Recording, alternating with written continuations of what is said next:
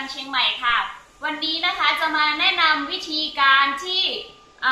จะนำเสียงจากเครื่องเล่น DVD ฝังหมอนที่อยู่ในรถเนี่ยปกติแล้วคือว่าตัวนี้มันจะมีลำโพงอยู่ละด้านหลังนะคะเสียงมันก็จะออกจากลำโพงตัวนี้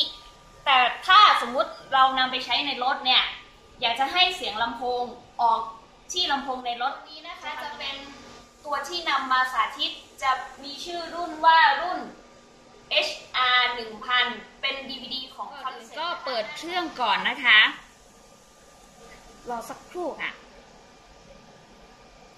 ค่ะแล้วเราก็เข้าไปที่เมนู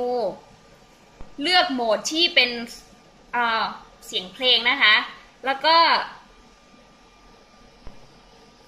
เสียงเพลงแล้วก็เลื่อนเข้าไปที่ IR มันจะมีออฟแล้วก็เปิดที่ช่องสัญญาณ A หรือว่า B ก็ได้ตอนนี้เราจะใช้ช่องสัญญาณ A นะคะแล้วก็เลื่อนมาช่องสัญญาณวิทยุที่ชัดที่สุดในค่ะย่านนี้ก็คือจะเป็นตัวช่องที่89หลังจากนั้นเราก็จะเสียบ USB ที่มีไฟล์เพลงนะคะเข้าตรงด้านหลังเครื่องไฟล์เพลงก็จะมาเพลงก็จะเล่นตามปกตินะคะแต่ว่าเสียงมันจะไม่ออกด้านหลังเครื่องเราจะให้ไปออกทางด้านของวิทยุในรถต่อไปเราก็จะมาตั้งค่าที่วิทยุในรถนะคะให้ช่องสัญญาณวิทยุ FM ตรงกันเสียงจะได้ออกจากวิทยุในรถค่ะเมื่อกี้เป็นช่อง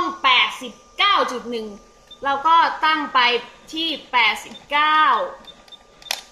89.1 นะคะ 89.1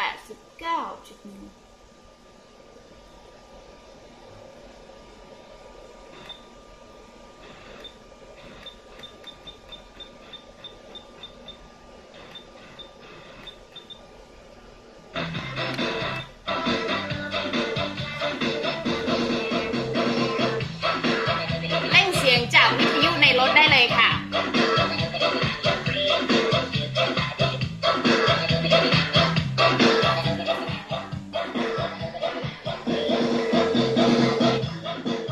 ถ้าสำหรับท่านใดสนใจหรือว่าจะสอบถามข้อมูลเพิ่มเติมนะคะสามารถโทรมาสอบถามได้ที่ P.ONE เชียงใหม่เบอร์โทร 0845260003หรือจะเข้าไปชมสินค้าแล้วก็สอบถามข้อมูลผ่านทางเว็บไซต์ p1caraudio.com ได้สำหรับการนำเสนอวันนี้ก็มีแค่นี้ก่อนพบกัน